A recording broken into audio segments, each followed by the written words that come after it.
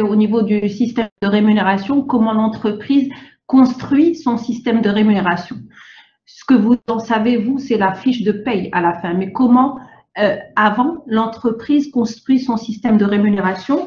Et je vous avais dit qu'elle doit respecter un triple équilibre. Hein? Un triple équilibre, notamment l'équilibre interne ou ce qu'on appelle l'équité interne, c'est-à-dire il faut que les salaires que reçoivent les salariés soient ressentis comme justes, c'est-à-dire que les salariés considèrent que ce qu'ils reçoivent comme salaire est juste par rapport à la contribution qu'ils apportent à l'entreprise.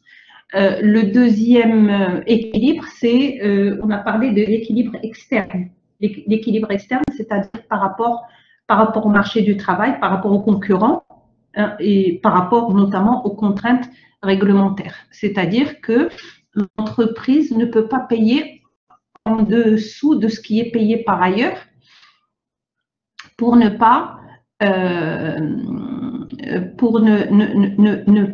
s'exposer à des problèmes pour attirer les compétences dont elle a besoin. Elle doit aussi respecter les contraintes réglementaires et je vous avais donné l'exemple du SMIC, c'est-à-dire que l'entreprise, en principe, ne peut pas payer des salariés en dessous, ne peut pas payer des salariés en dessous du SMIC. Et enfin, le dernier équilibre. Le partage d'écran s'est arrêté. Alors, est-ce que oui, madame. refaire? Ok. D'accord, madame. D'accord, madame.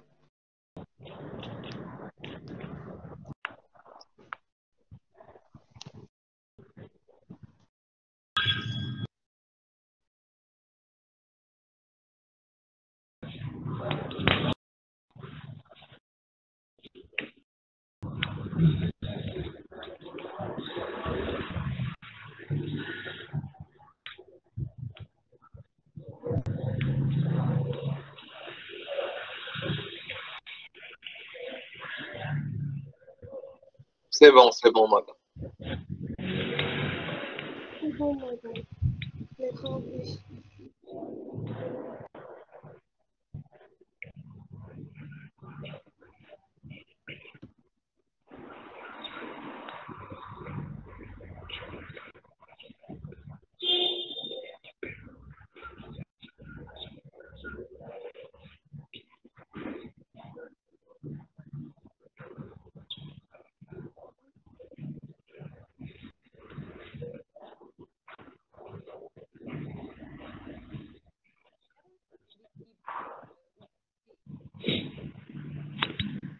Madame, on ne vous entend pas.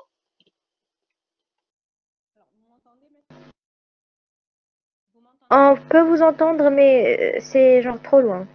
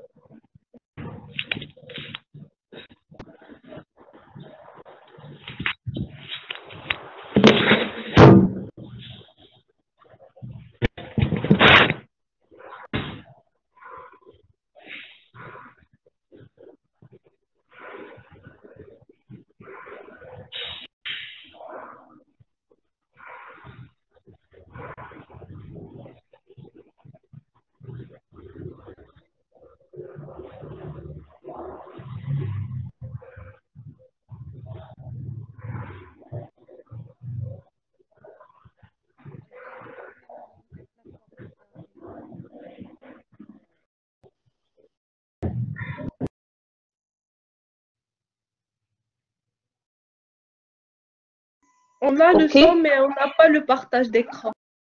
Madame, essayez. Oui, madame, c'est mieux.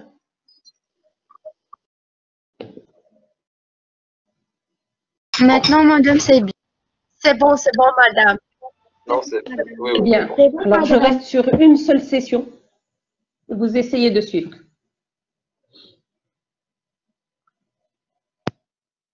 Donc, je disais, la rémunération On a dit pour construire son système de rémunération, l'entreprise doit prendre en compte un triple équilibre. L'équité interne, et je vous ai expliqué ce que c'était l'équité interne, c'est-à-dire que les salaires les salaires reçus doivent être ressentis comme justes, c'est-à-dire que le salarié doit avoir le sentiment qu'il reçoit de l'entreprise autant que ce qu'il apporte à l'entreprise. Le deuxième équilibre auquel l'entreprise doit faire attention dans l'élaboration de son système de rémunération, c'est l'équilibre externe. L'équilibre externe, c'est-à-dire par rapport à la concurrence, par rapport au marché du travail et par rapport aux contraintes légales. L'exemple de contraintes légales, comme je vous ai dit, c'est notamment le respect du SMIC, par exemple. Hein. Le respect du SMIC, c'est-à-dire que l'entreprise ne devrait pas en principe payer des salaires qui soient en dessous du SMIC. Le SMIC, c'est le salaire minimum. Le SMIC, c'est le salaire minimum interprofessionnel garanti. D'accord? C'est ce qui est considéré un peu comme, on va dire, le minimum vital qui permet aux salariés de subvenir à ses besoins.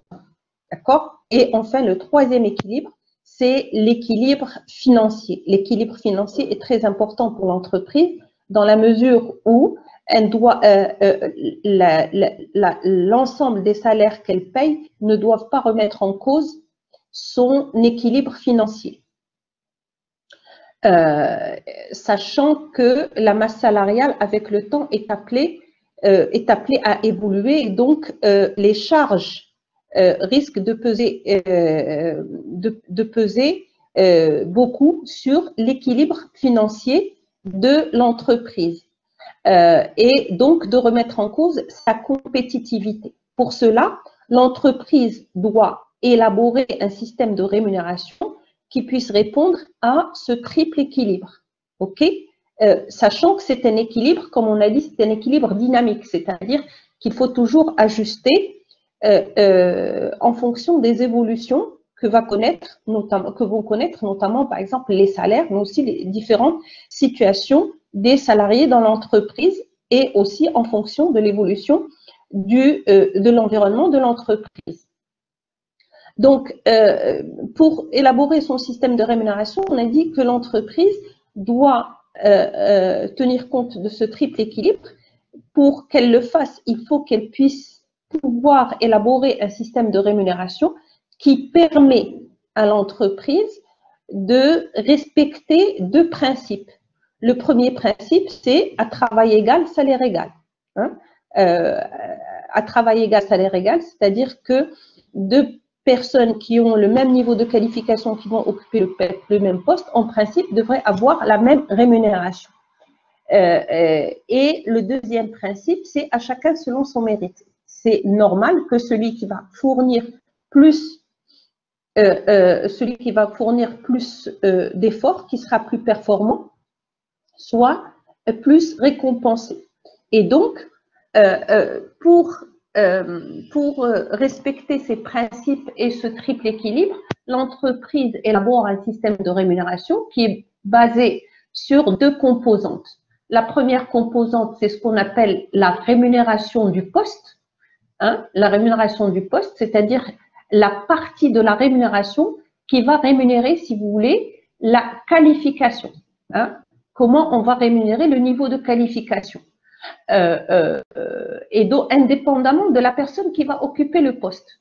Okay? Et donc, c'est ce qu'on a vu la dernière fois par la rémunération de la qualification, la rémunération du poste. Et on a vu, à travers un exemple, la démarche qu'entreprend l'entreprise pour élaborer, si vous voulez, cette partie fixe du salaire.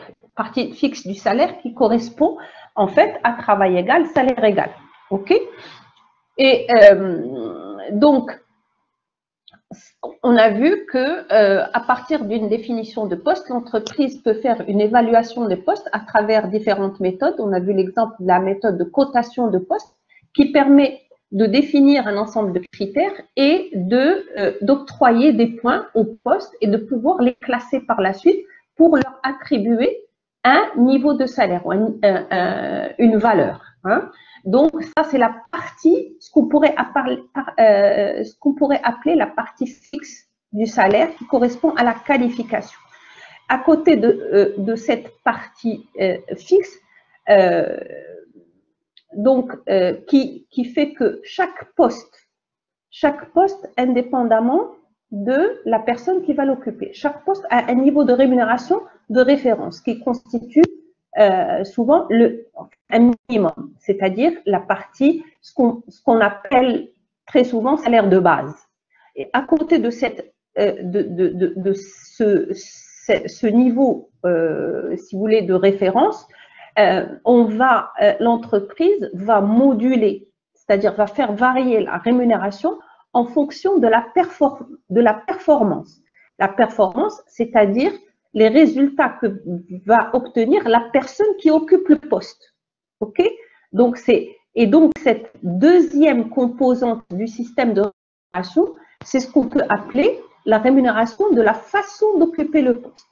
La première partie de la rémunération concerne le poste. La deuxième partie de la rémunération concerne la manière dont la personne occupe le poste, c'est-à-dire les résultats, les performances qu'elle va réaliser dans son poste. Et donc, la façon dont un salarié occupe le poste va consister à prendre en compte les performances qu'il réalise par rapport à un comportement standard. OK? Et donc, ce qui va nous donner que pour un même niveau de poste, deux personnes qui occupent le même niveau de poste peuvent, à la fin, ne pas recevoir le même salaire. Elles peuvent avoir le même salaire de base, la partie fixe, mais la partie variable va dépendre de la manière dont elles occupent le poste, c'est-à-dire les résultats qu'elles obtiennent dans leur poste. OK? Et donc, comment l'entreprise va déterminer cette partie modulable ou cette partie variable de la rémunération? Elle va la déterminer en principe à partir des méthodes de mesure, ce qu'on appelle des méthodes de mesure du rendement, ou par exemple lorsqu'il s'agit des commerciaux ou de la force de vente, des résultats de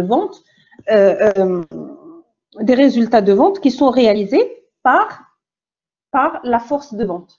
OK?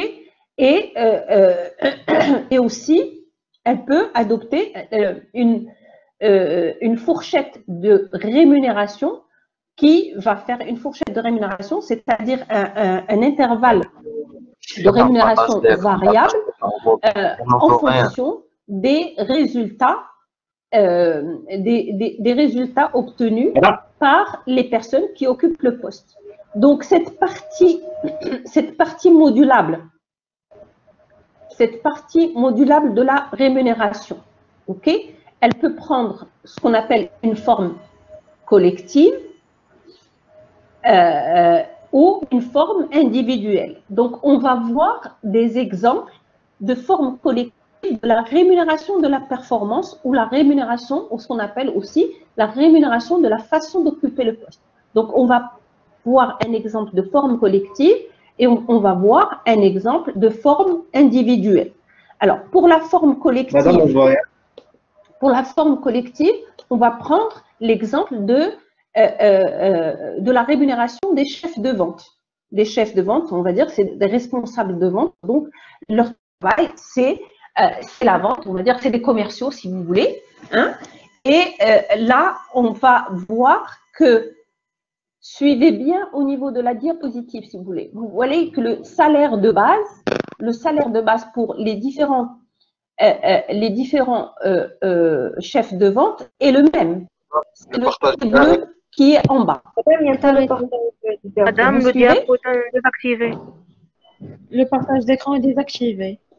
Il s'est arrêté, madame, juste maintenant. Est-ce que vous suivez? Oui, madame. Oui, madame, c'est bon. Je peux continuer. Donc, vous voyez le trait en bas, il est le même pour toutes les catégories chefs de vente. C'est-à-dire que c'est le même salaire de base. Le même salaire de base, c'est-à-dire que le poste de chef de vente, a une rémunération du poste. Il s'est arrêté encore une fois. Différents chefs les différents chefs de vente ont le même niveau de salaire. Madame, le partage d'écran, il s'est arrêté encore une fois. D'accord? Le même niveau de salaire de base pour tous les chefs de vente. Mais selon les résultats que vont obtenir les différents chefs de vente, la partie variable va changer. Et donc, on aura par exemple, pour ceux qui ont des résultats jugés acceptables.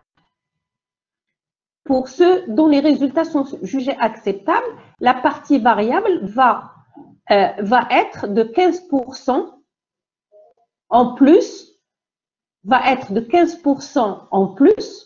du salaire de base. Vous pouvez arrêter un petit peu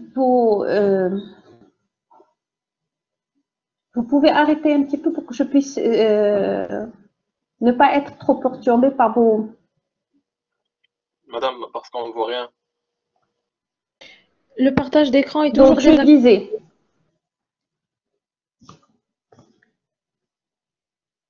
pour ceux qui réalisent des résultats acceptables, ils vont avoir 15% en plus du salaire de base. Pour ceux qui réalisent de bons résultats. Alors, les résultats peuvent être définis en termes de chiffre d'affaires ou en termes de nombre de ventes, etc. D'accord? Donc, c'est à l'entreprise de déterminer qu'est-ce qu'elle va prendre comme élément de mesure. Est-ce que c'est le chiffre d'affaires réalisé? Donc, on va prendre comme exemple le chiffre d'affaires réalisé. Donc, pour ceux qui réalisent un chiffre d'affaires acceptable par rapport à la norme définie par l'entreprise, ils vont recevoir une partie variable qui correspond à 15% du salaire de base. Pour ceux qui réalisent un chiffre d'affaires qui est jugé bon, ils vont recevoir Madame, s'il vous plaît, on n'arrive pas à une voir. partie variable de 30% Madame, du salaire de base. Pour ceux qui réalisent, qui sont jugés comme excellents, c'est-à-dire qui réalisent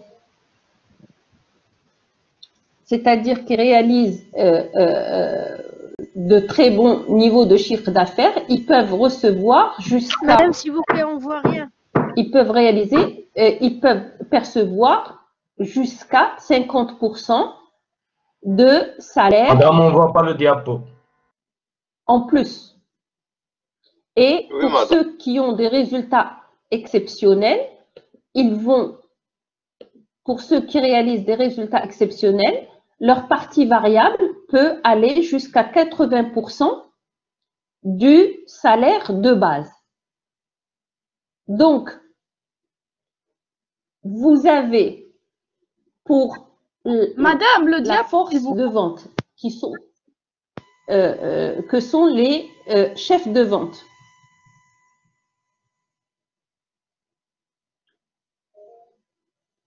Vous avez un salaire de base qui est identique pour les mêmes, mais la rémunération globale va changer.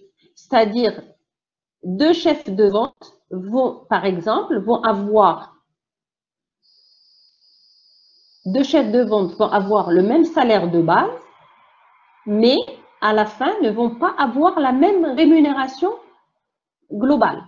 Pourquoi? Parce que vous avez le salaire de base, plus les résultats, c'est la partie variable, plus pour ceux qui auront de l'ancienneté, plus vous aurez par exemple une prime d'ancienneté pour ceux qui ont l'ancienneté, et donc la rémunération globale va être constituée.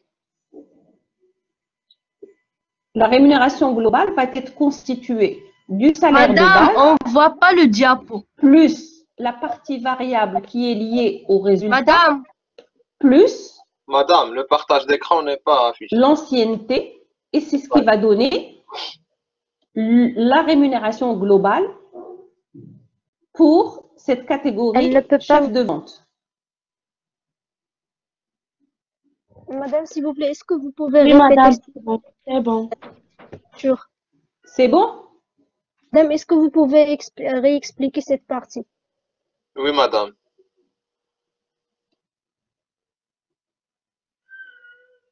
On n'a pas pu suivre. Bien, alors je peux poursuivre.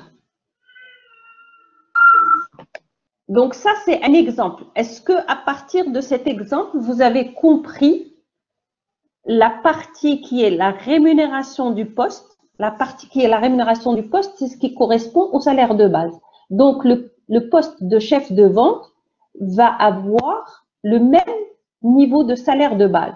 Madame, Par s'il vous contre, plaît, on n'a pas pu. la partie variable correspond aux résultats qui seront obtenus par les différents chefs de vente.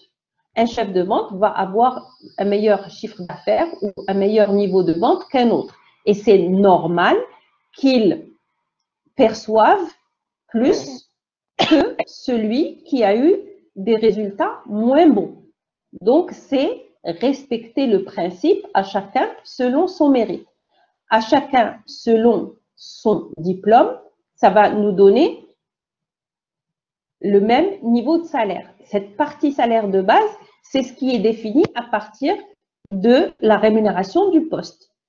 La partie variable, c'est ce qui est déterminé à partir de la rémunération, de la façon d'occuper le poste. Donc, on a pris un exemple de forme collective de la rémunération variable ou de la rémunération de la façon d'occuper le poste, qui permet de respecter le principe à chacun selon son mérite.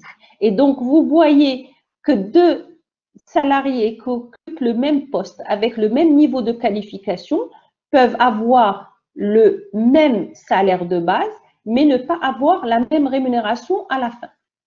Pourquoi? Parce qu'il y a la partie variable, puis en fonction de l'ancienneté, vous savez que quand il y a quand vous passez à partir de 2 ans d'ancienneté dans l'entreprise, le salaire automatiquement augmente. D'accord?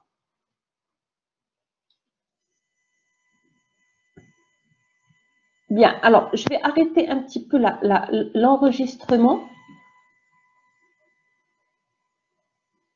et poser votre question. C'est quoi votre question? Madame, s'il vous plaît, est-ce que vous pouvez réexpliquer cet exemple?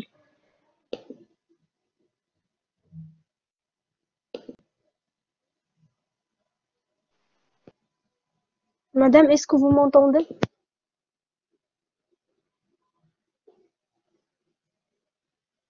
C'est quoi votre question? On n'a pas pu suivre cet exemple parce que le diapo n'était pas affiché. Madame, le diapo s'est arrêté encore une fois.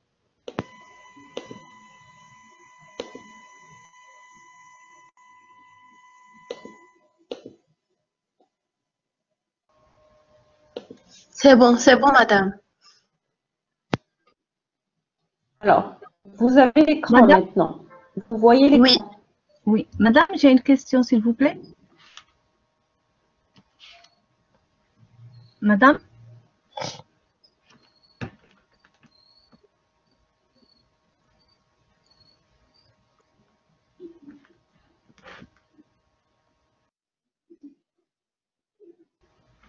Je peux continuer?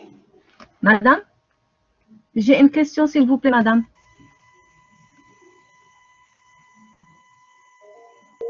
ما كتسمعناش يمكن ما كتسمعناش كاين شي مشكل في لو صون يمكن ما كتسمعناش. Oui, sûrement, elle ne nous entend pas.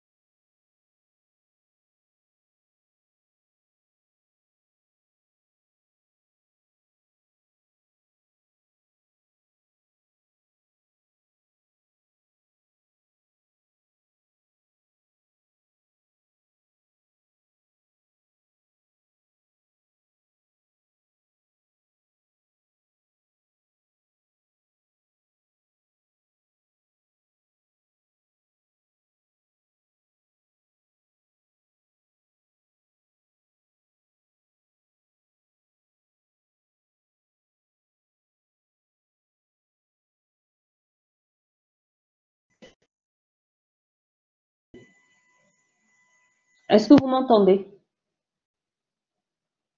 Oui, madame. Oui, oui, madame. Oui, Bien. madame, maintenant, Alors oui. maintenant, est-ce que je peux poursuivre? Donc la rémunération du poste, Oui, vous madame. avez compris la différence entre la rémunération du poste مدام دونك ما شفناش كان الديابو عندنا خاسر. Alors, je vais réexpliquer l'exemple. Madame, s'il vous plaît, est-ce que vous pouvez On a revenir à la dit 86? la rémunération de la performance ou la rémunération de la façon d'occuper le poste. D'accord? C'est la partie variable de la rémunération. La partie variable de la rémunération qui correspond à la performance ou les résultats qui vont être obtenus par la personne au niveau de son poste. D'accord? Deux personnes peuvent occuper le même poste, mais ne pas avoir la même performance. Donc, pour respecter le principe à chacun selon son diplôme ou selon sa qualification, et le second principe à chacun selon sa performance, le système de rémunération est composé de deux éléments. D'accord? Une partie de la rémunération qui rémunère le poste, c'est-à-dire indépendamment de la personne qui l'occupe. C'est ce qui correspond dans cet exemple que vous voyez à ce qu'on appelle le salaire de base. Et vous voyez que c'est la même ligne pour tous les chefs de vente. C'est la même ligne, c'est-à-dire que tous les chefs de vente ont le même niveau de salaire de base. D'accord? Mais après, en fonction des résultats que ces chefs de vente réalisent, les résultats, c'est-à-dire en termes, par exemple, de chiffre d'affaires réalisé ou en termes de ventes réalisées. OK? Selon les résultats de chacun, il y a cette partie variable. Donc, si les résultats sont jugés comme acceptables, ça va par rapport à une norme, c'est-à-dire s'il doit vendre, si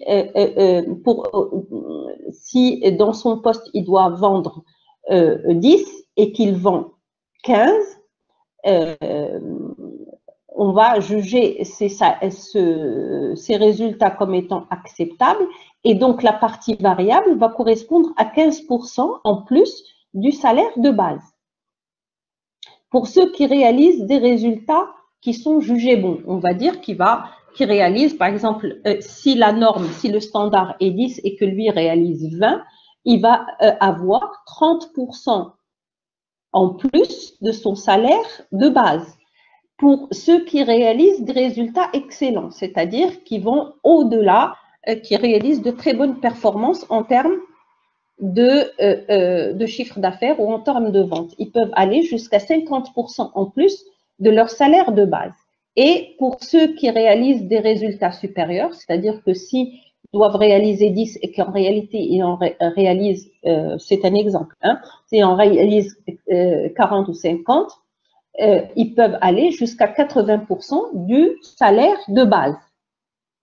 Et donc, vous voyez que pour une même catégorie chef de vente, on va avoir le même niveau de salaire de base. Mais on n'aura pas la même rémunération à la fin pour chacun. Pourquoi? Parce qu'il y a cette partie variable. D'accord? Cette partie variable qui fait que… Madame, on ne voit pas le diapo encore. Cette partie variable qui fait que deux chefs de vente vont avoir le même salaire de base, mais n'auront pas la même rémunération à la fin. Parce qu'entre-temps, oui, je refais le partage d'écran. Voilà, en principe, ça marche.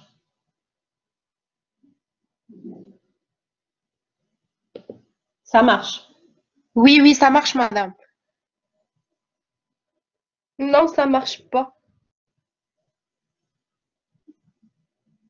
Ça marche, ça marche. Donc, vous avez compris? Donc, le salaire de base, si on reste sur cet exemple-là, le salaire de base des chefs de vente, il va être le même. C'est le trait bleu. Madame, on ne voit pas le diapo. Mais la partie variable correspond à ce qui est les résultats. plus si on ajoute l'ancienneté. Je vous ai expliqué qu'en fonction de l'ancienneté, notre salaire automatiquement augmente. Après, par exemple, deux ans passés dans une entreprise, votre salaire augmente automatiquement de 5%. Hein? Et ainsi de suite après 5 ans, et après 10 ans, après 15 ans et après 20 ans, le salaire augmente du fait de l'ancienneté. Donc, deux chefs de vente qui peuvent avoir le même salaire de base n'auront pas la même rémunération à la fin. Pourquoi? Parce qu'il y aura cette partie variable en fonction des performances qu'il réalise et en fonction de l'ancienneté qu'il a dans l'entreprise. Ça, c'est un premier exemple de forme collective de la rémunération variable. OK? Maintenant, à côté de cette forme collective, il peut y avoir une forme individuelle. C'est ce que l'on va voir dans ce deuxième exemple.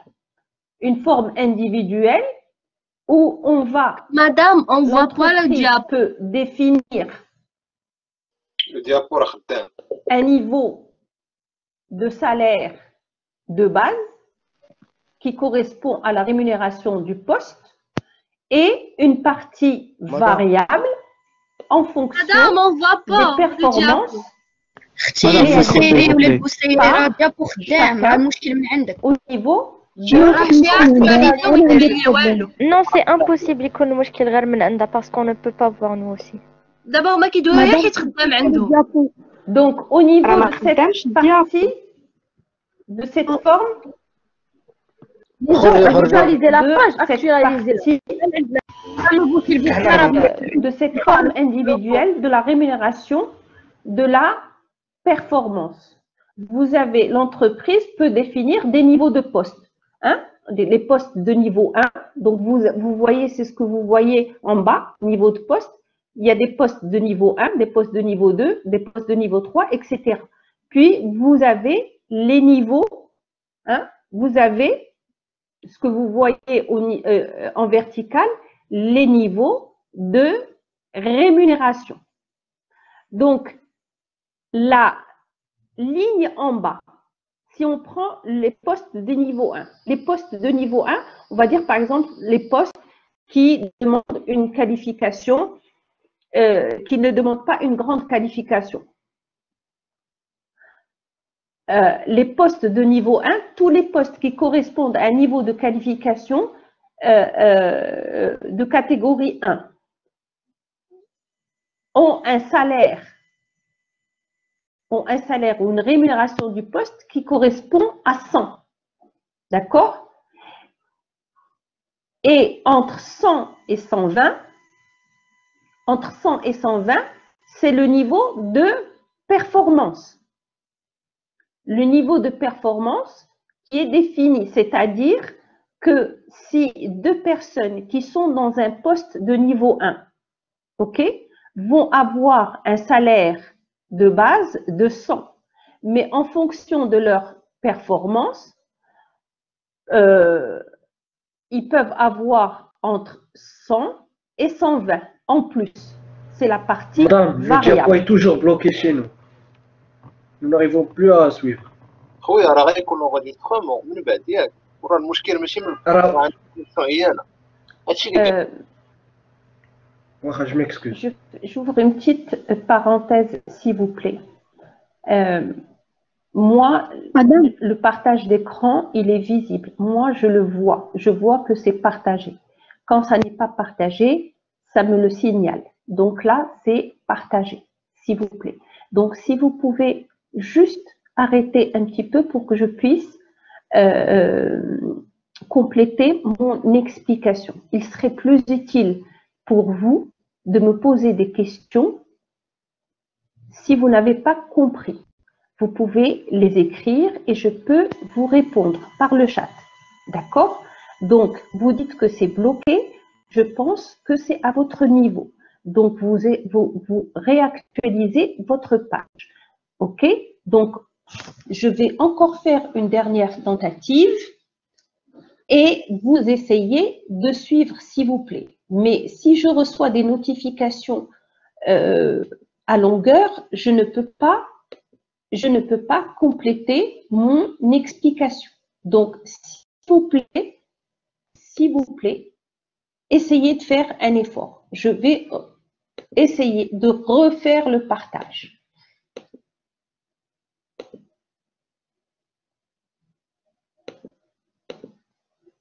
Alors, est-ce que c'est bon maintenant? Oui, madame. C'est bon. Parfait, madame. Alors, maintenant, est-ce que vous avez compris ce que je suis en train de vous expliquer?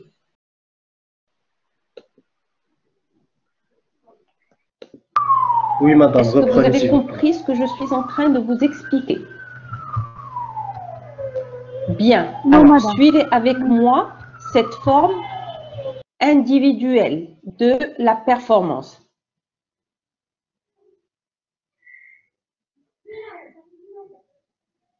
D'accord? Alors, s'il vous plaît. Madame, malheureusement, on n'a pas pu suivre les deux exemples.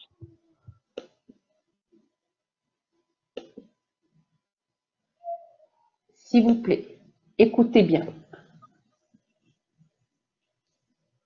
Pour la forme individuelle de la rémunération de la performance, d'accord? L'entreprise peut définir des niveaux minimums par niveau de poste. J'explique niveau de poste. Ce sont les postes qui sont définis en fonction de leur niveau de qualification.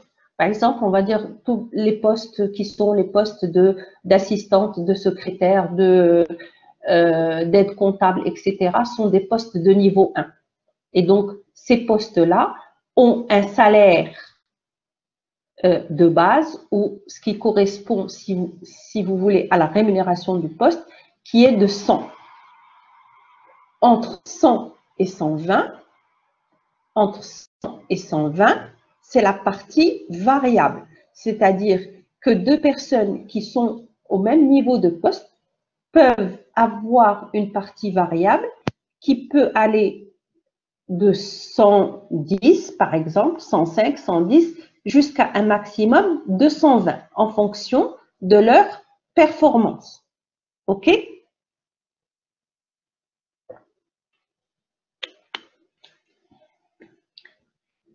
Et donc, les postes de niveau 2. Les postes de niveau 2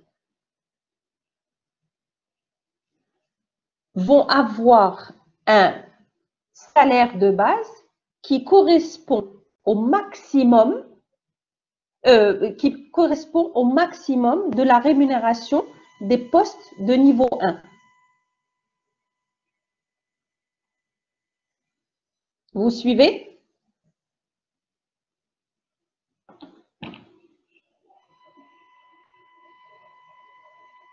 Donc, les postes de niveau 2 vont avoir un salaire de base de 120. Et la partie variable va être comprise entre 120 et 144. 144 va être le minimum de rémunération des postes de niveau 3. Donc, les postes de niveau 3 vont avoir une partie variable qui est comprise entre 144 et 173 et ainsi de suite. La partie pleine correspond donc à la rémunération de la façon d'occuper le poste et le trait en bas correspond à la rémunération du poste. Donc, quel est le principe qui est retenu ici pour la rémunération de la performance dans sa forme individuelle, c'est-à-dire en fonction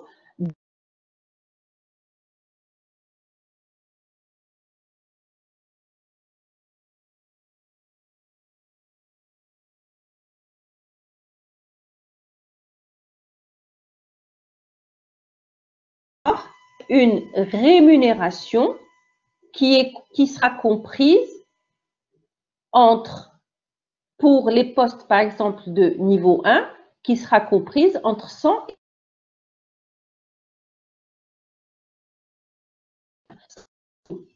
OK, il aura un salaire qui correspond à 100. 2 secondes, s'il vous plaît.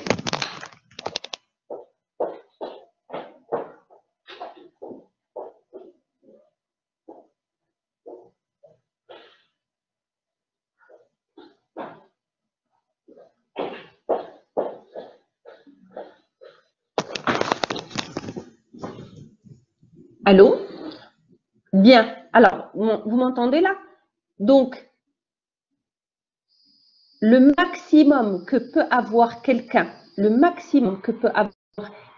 qui est dans un poste de niveau 1, le maximum qu'il peut avoir dans la partie variable, c'est 120. Et 120 va constituer le minimum de rémunération des postes de niveau 2. Donc, en fait, le principe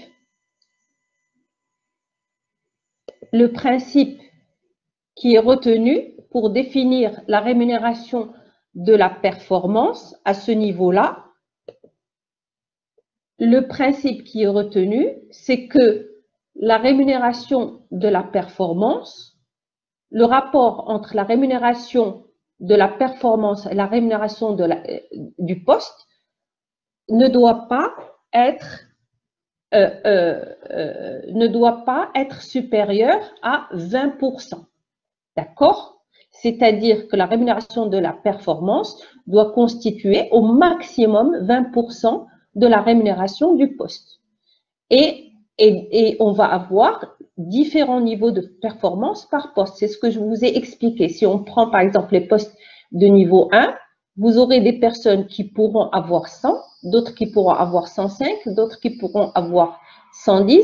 Et le maximum que peut avoir une personne dans un poste de niveau 1, ça va être 120. 120, c'est ce qui va constituer le salaire de base de la catégorie supérieure. C'est-à-dire, dans cet exemple-là, les postes de niveau 2, c'est le salaire de base du poste de niveau 1 plus 20%. Donc, 120, ça va être le salaire de base des postes de niveau 2. Et la partie de la performance, c'est ce qu'on a dit, c'est ça, pour les postes de niveau 2, ça va être 144. Okay? Donc, le rapport, ce qui est important quand on veut déterminer cette rémunération de la performance, c'est qu'il faut que le rapport entre la rémunération de la performance par rapport à la rémunération du poste ne remette pas en cause la progressivité des rémunérations qui doit exister pour des postes de responsabilité croissante. J'explique ce que ça veut dire. 20% de salaire de base du niveau 1, oui. 20% de salaire de base du niveau 1, ça va donner dans notre exemple 120. 120, ça va être le salaire de base des postes de niveau 2. Des niveaux 2, c'est-à-dire des postes qui ont des responsabilités supérieures aux postes de niveau 1. Alors, pourquoi on détermine ce rapport rémunération de la performance par rapport à la rémunération des postes, on le détermine à 0,2 ou à 20%, pour qu'il y ait toujours une progressivité des rémunérations par rapport aux responsabilités croissantes. Qu'est-ce que ça signifie? Ça signifie que quelqu'un qui est au niveau d'un poste 1, même s'il est très performant, ne pourra pas toucher plus que quelqu'un qui est dans un poste de niveau 2. Ou autrement dit, on va dire, par exemple, un responsable et un collaborateur, même si le collaborateur est très performant, ce n'est pas les mêmes responsabilités selon les postes et donc il ne peut pas toucher un salaire qui est supérieur à celui de son responsable. C'est pour ça qu'on définit ce rapport entre rémunération de la performance et rémunération du poste qui ne doit pas dépasser les 20%. Est-ce que c'est compris? Bien. Donc, je suppose que c'est compris et je poursuis.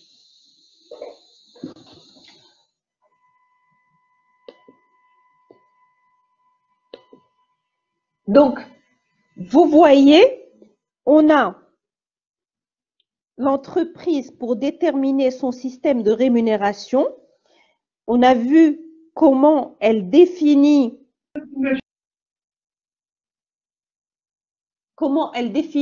la partie qui est relative à la rémunération du poste et comment elle définit la partie qui est relative à la rémunération de la façon d'occuper le poste ou de la performance. Traduit de manière plus simple, si vous voulez, c'est que si on a une fiche de paye, on va trouver sur cette fiche de paye, on va trouver un salaire de base qui constitue un minimum et qui correspond à la rémunération du poste. Et on va trouver des éléments qui constituent la partie variable et donc qui sont relatifs aux performances réalisées par la personne au niveau de son poste. Et donc, deux personnes qui occupent le même poste peuvent ne pas avoir les mêmes résultats et donc peuvent ne pas avoir le même salaire net à la fin. Elles auront le même salaire de base si elles ont le même niveau d'ancienneté, si elles ont le même niveau de qualification, si elles occupent le même niveau de poste, mais elles n'auront pas le même salaire net à la fin. Pourquoi? Parce qu'il y a la partie variable qui pourra être différente d'une personne à une autre en fonction de ses performances. D'accord? Donc, ça permet à l'entreprise, quand elle détermine son système de rémunération de cette manière, ça permet à l'entreprise donc de respecter ce triple équilibre, celui de l'équité interne, de l'équité externe en tenant compte de ce qui est payé par ailleurs pour les salariés avec le même niveau de compétences et surtout, ça va lui permettre de maîtriser sa masse salariale, d'accord? De faire attention, si vous voulez, à son équilibre financier. Alors, bien entendu, comme je vous l'ai dit, pour gérer la rémunération, l'entreprise doit aussi avoir des outils qui lui permettent de savoir si elle respecte ou pas ce triple équilibre dont on a parlé. Ces fameux ratios ou indicateurs qui permettent de voir est-ce que le système de rémunération qui est mis en place par l'entreprise respecte bien le triple équilibre. C'est ce que l'on va voir maintenant. Alors, triple équilibre, on a dit l'équilibre, je répète, l'équilibre interne ou l'équité interne, l'équilibre externe et l'équilibre financier. Alors, quels sont les ratios que l'entreprise va prendre en compte pour voir si elle respecte ce triple équilibre? On a ce que l'on appelle le ratio de rémunération moyenne, d'accord? Ratio de rémunération moyenne. C'est la somme des salaires qui sont versés sur l'année sur l'effectif moyen mensuel. D'accord? Ça nous donne la moyenne des rémunérations qui sont payées par l'entreprise. Interne, externe et équilibre financier. D'accord? Alors, ratio de rémunération moyenne, c'est-à-dire quelle est en fait la moyenne de la rémunération moyenne que verse l'entreprise. En quoi ce ratio est important? Enfin, qu'est-ce qu'il indique? Qu'est-ce que ce ratio indique pour l'entreprise? Ce ratio permet à l'entreprise de voir si sa moyenne des salaires, sa moyenne de rémunération, est comparable à la moyenne des rémunérations sur le marché ou au niveau de la concurrence. Ça lui permet donc de vérifier son équilibre externe. Est-ce que la rémunération moyenne dans l'entreprise est supérieure à la rémunération moyenne dans les entreprises du même secteur ou dans les entreprises concurrentes? Si la rémunération est largement, par exemple, supérieure à la rémunération moyenne qui est versée par des entreprises du même secteur, des entreprises concurrentes du même secteur. Ça veut dire quoi? Ça veut dire que l'entreprise paye beaucoup trop par rapport aux autres et donc elle risque de ne pas être compétitive. Si elle paye, si sa rémunération moyenne est largement inférieure à ce qui est payé, par exemple, par ses concurrents, il y a un risque que l'entreprise ne garde pas ses salariés. Ils vont aller vers l'extérieur, vers les autres entreprises qui ont une rémunération moyenne qui est supérieure à celle de l'entreprise. Donc, ça lui permet de vérifier, si vous voulez, cet équilibre externe. Vous avez le deuxième ratio qui est celui que l'on appelle ratio de la hiérarchie des salaires. Ratio de la hiérarchie des salaires ou ce qu'on appelle l'amplitude des salaires. L'amplitude des salaires, comment on le calcule?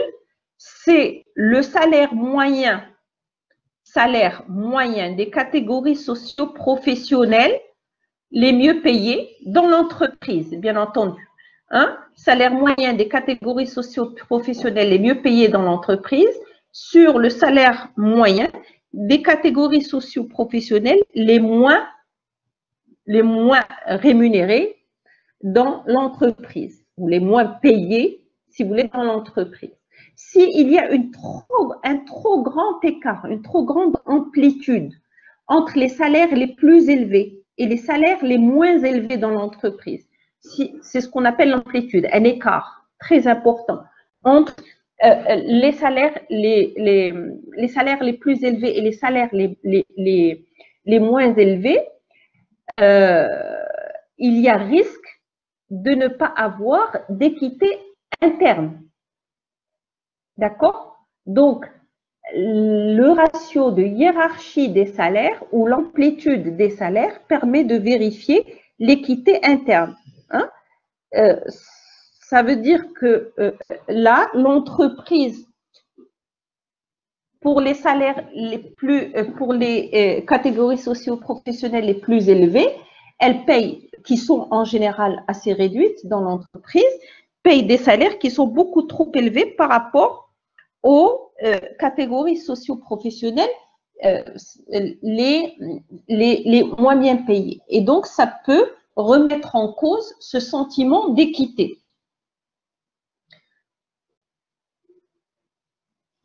C'est la même chose pour le ratio suivant, qu'on appelle le comparatio. Le comparatio, c'est le salaire moyen sur le salaire médian.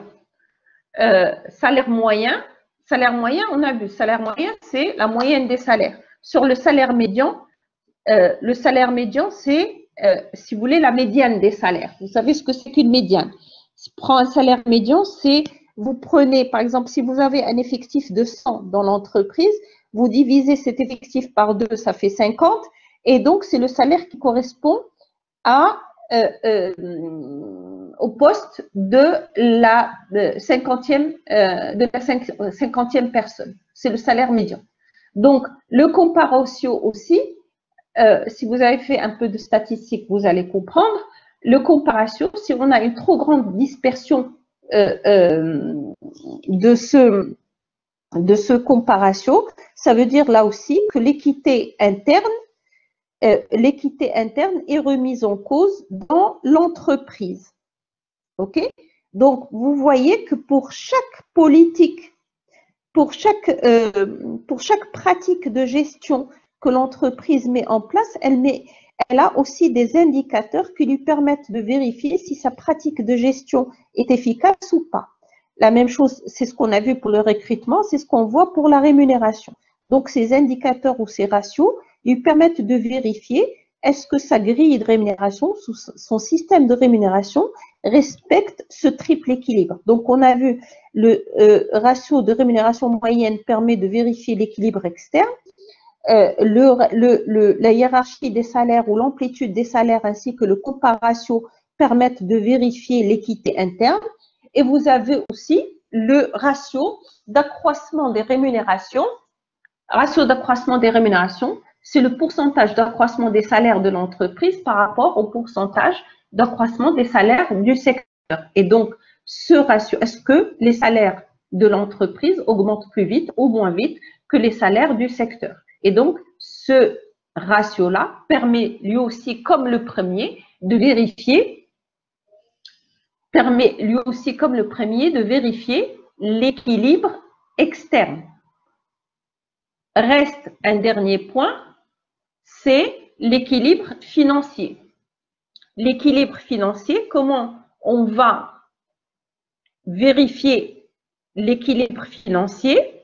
On va prendre, par exemple, on va prendre, par exemple, le poids de la masse salariale sur le total des charges. Si le poids de la masse salariale est trop important par rapport au total des charges, hein, ça risque de remettre en cause l'équilibre financier de l'entreprise.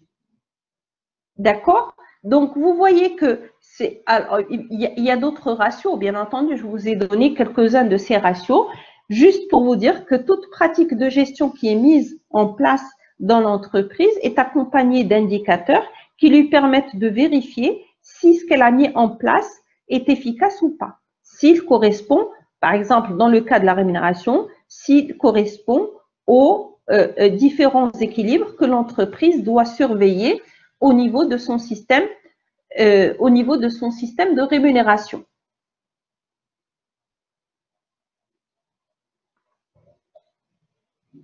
Alors, pour poursuivre, le total des charges de l'entreprise, on peut prendre d'autres, pour l'équilibre financier, on peut prendre aussi d'autres indicateurs, ok?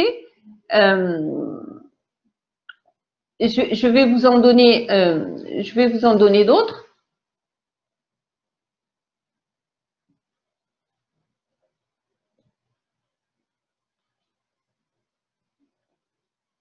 Si vous avez, par exemple, la masse salariale sur le chiffre d'affaires de l'entreprise, ça permet de vérifier l'équilibre financier, masse salariale sur le chiffre d'affaires. Ou si vous prenez les frais de personnel sur l'effectif total de l'entreprise. Les frais de personnel, c'est la somme des salaires plus tous les frais, toutes les dépenses qui sont engagées par l'entreprise toutes les dépenses engagées par l'entreprise vis-à-vis de son personnel. Donc, les frais de personnel, c'est la masse salariale plus toutes les dépenses. Par exemple, on peut ajouter les dépenses de formation, etc. sur l'effectif. Donc, ce sont des indicateurs qui permettent de vérifier l'équilibre financier. Par exemple, si on prend, comme je vous l'ai dit, la masse salariale sur le chiffre d'affaires. OK? On peut prendre l'ensemble des charges moins la rémunération sur l'effectif. Ça permet de voir est-ce qu'il y a une valeur ajoutée de la part des salariés. Donc, vous voyez qu'il y a un ensemble d'indicateurs qui permettent à l'entreprise de vérifier ce triple équilibre. Alors, mais concernant toujours l'équilibre financier, l'entreprise, comme je vous l'ai dit, elle ne doit pas tout simplement vérifier, elle doit prendre en compte l'évolution dans le temps de la masse salariale. Parce que la masse salariale a tendance à augmenter avec le temps, du fait d'un ensemble de facteurs. OK? Et donc, elle doit prendre en compte de manière anticipée ou de manière prévisionnelle tous les facteurs qui peuvent avoir une incidence sur l'évolution de la masse salariale. Et donc, elle doit faire une gestion prévisionnelle. Elle doit faire une gestion prévisionnelle de sa masse salariale. OK? Alors, gestion prévisionnelle de sa masse salariale, c'est ce que l'on va voir. C'est ce que l'on va voir dans ce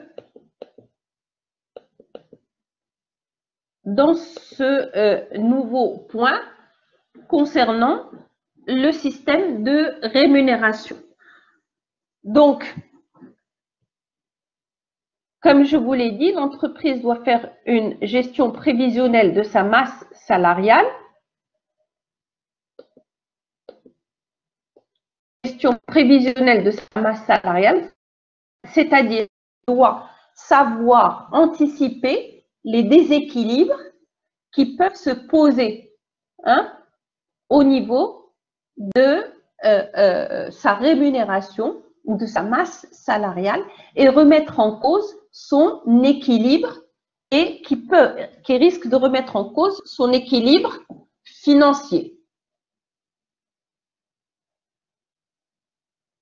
D'accord? Donc, ce qu'il faut retenir pour anticiper ces déséquilibres, c'est que ce qu'on appelle les décisions d'aujourd'hui font les salaires de demain. J'explique ce que ça signifie. Ça veut dire que toutes les décisions que va prendre l'entreprise, toutes les définitions que va prendre l'entreprise vont avoir une incidence sur sa masse salariale. Quand l'entreprise décide de recruter maintenant, au bout de 2 ans, ses salaires, même si elle n'accorde pas d'augmentation, ses salaires vont augmenter. Et donc, sa masse salariale va augmenter. Ces salaires vont augmenter du fait, tout simplement, de la prime d'ancienneté. La prime d'ancienneté, vous savez, c'est une obligation légale. Après 2 ans, comme je vous l'ai dit, les salaires augmentent automatiquement de 5%. Après 5 ans, ils augmentent de 10% et ainsi de suite. Donc, l'entreprise doit anticiper cela et donc doit prendre en compte ces éléments déjà au moment du recrutement. Il ne faudrait pas qu'elle aggrave son équilibre financier avec le temps. OK? Ça, c'est un exemple. Bien entendu, on a d'autres exemples. Quand l'entreprise définit une politique de promotion, c'est-à-dire comment elle va promouvoir ses salariés, les promotions vont avoir une incidence sur la masse salariale qui va augmenter. D'accord? Si la masse salariale, si la masse salariale augmente trop, parce que l'entreprise n'a pas bien maîtrisé sa politique de promotion, ça va remettre en cause son équilibre financier. C'est ça ce que ça signifie, les décisions d'aujourd'hui pour les salaires de demain. Sachant que l'inertie de la masse salariale est très forte, c'est-à-dire que la masse salariale réagit aux différentes décisions et qu'elle a tendance à augmenter. Alors, elle a tendance à augmenter en fonction des décisions que prend l'entreprise, mais aussi en fonction de contraintes externes. Un exemple de contrainte externe, c'est si, par exemple, l'État décide d'augmenter le SMIC. C'est une contrainte externe. Si l'État décide d'augmenter le SMIC, toutes les entreprises qui ont des salaires qui sont au niveau du SMIC doivent intégrer ces augmentations. Okay? Et donc, ça va avoir une incidence sur la masse salariale de l'entreprise et donc ça peut remettre en cause l'équilibre financier de l'entreprise. Donc, ceci pour dire qu'il y a des décisions que l'entreprise va prendre ou des contraintes externes qui vont faire que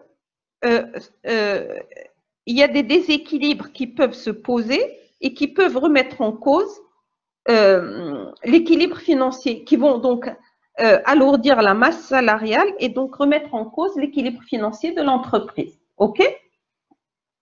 Donc, pour cela, l'entreprise peut, de manière anticipée, peut définir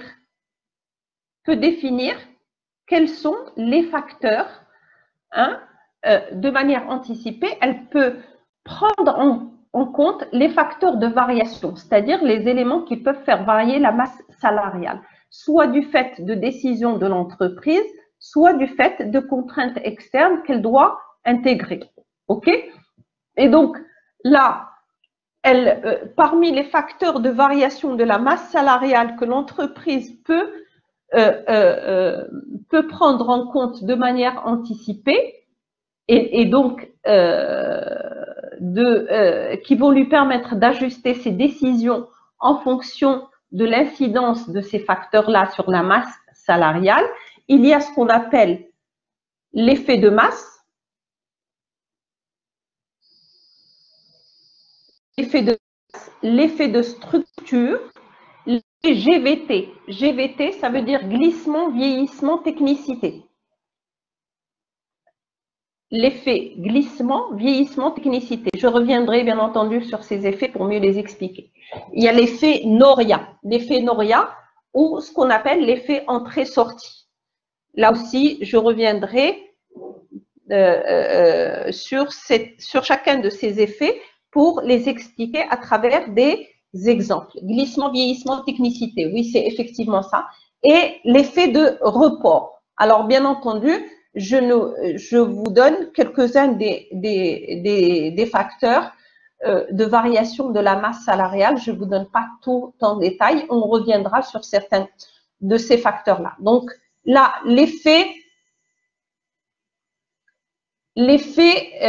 si on prend l'effet de masse, l'effet de masse ou l'effet en masse, on peut l'appeler l'effet de masse ou l'effet en masse. Alors, suivez bien, s'il vous plaît, je vais vous expliquer cet effet en masse. Il faut que vous puissiez le comprendre. Alors, l'effet en masse, c'est la prise en compte. Hein, c'est la prise en compte des incidences des mesures. Alors, les mesures, c'est peut-être, par exemple, les mesures d'augmentation des salaires, compte tenu de leur date d'effet dans l'année. C'est-à-dire, l'incidence des mesures ne sera pas la même selon le moment. L'incidence sur la masse salariale des mesures d'augmentation des salaires ne sera pas la même selon la date à partir de laquelle ces augmentations ont été données. D'accord? Et donc, l'effet de masse,